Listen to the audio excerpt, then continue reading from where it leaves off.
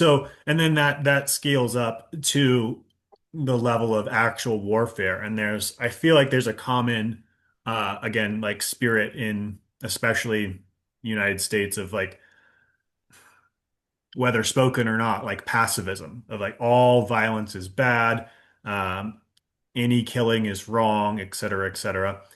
And I'm definitely not saying all violence is good or that all killing is good or that killing's okay.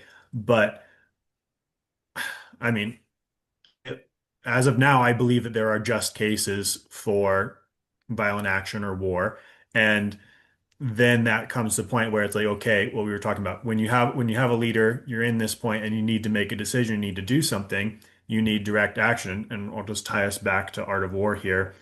At the end of chapter 4, he's been talking about how you don't want prolonged warfare, you don't want to drag things out, it's not good. And he says, well, therefore, thus the victorious army is like a ton compared with an ounce. While defeated, the army is like an ounce weighed against a ton. The combat of the victorious is like the sudden release of a pent-up torrent down 1,000-fathom gorge. This is the strategic disposition of force. So he's saying, get in position, assess it, know what you're doing, be there at the right time, and then unleash as much as you possibly can to be completely victorious and be done as fast as possible. So he's totally on board. He's lauding. He's saying absolute destructive force. And again, without commenting on right or wrong, whatever it was, the decision that Trump made recently in bombing Iran, right, is to go in at the time when you can execute, get complete destruction, and make it happen. That's what he did. We'll see how it unfolds in the future. I'm not making judgments one way or the other. I'm just saying that's an example of executing this strategy of saying, we've got an objective, we have the ability to do it. Let's get it done and let's get it done immediately with force and be done and sort of close the book on it, you know?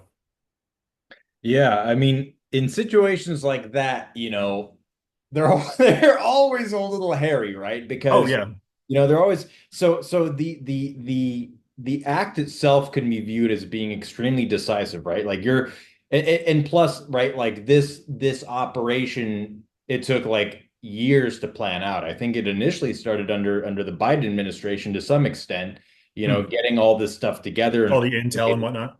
intel coordination, all that, and so like the act itself, right, was very uh Theodore Rooseveltian, right? You're speaking softly, but you're carrying a big stick. It's like this is what I can do. It's like almost, this is what I can do. I'm going to show you what I can do in just a little bit here, and then let the imagination kind of take the rest.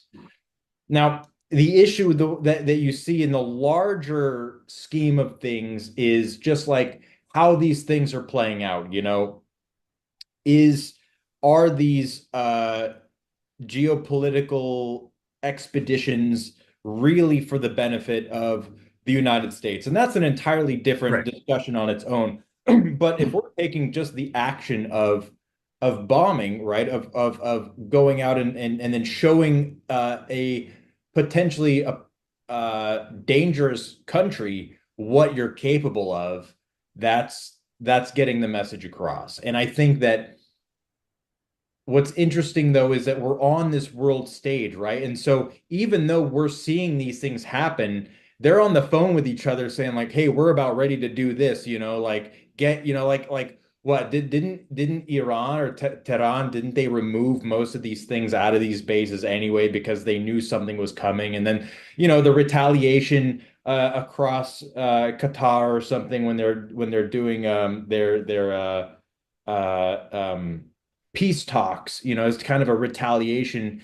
It's show it to an extent, so we always have Yeah. to take that into consideration. But just, to wrap that up, the situation itself of dropping those bunker busters on was a decisive action. And it was like, this is what we're going to do. There's no real emotion. There's an accumulation of energy. Like if you're looking at the planning of this over years, like the buildup of this just to get to that point of striking, decisively can still be seen as aggressive as because if you're in the corner doing push-ups, you're building your body, you're training, you're in kind of your warrior montage moment, getting ready, building that energy up. That's still aggression is still at play in that sense, potentially, because you're focusing on getting to that outcome. And sometimes you can use that energy to fuel you, but it's all for that buildup. It's all for that dropping of the bunker busters. It's all for that that championship title, that decisive battle that really plays it out. And so if you can really use that accumulation of energy wisely, it's always just for that one moment. It's like I'll drop it with this here. What was it that Abraham Lincoln said? He's like, if you give me like 8 hours to cut down a tree, I'm going to spend the first 6 hours sharpening the axe. So most of the time is in preparation. Most of the time is in that planning phase, that Yeah. accumulation phase.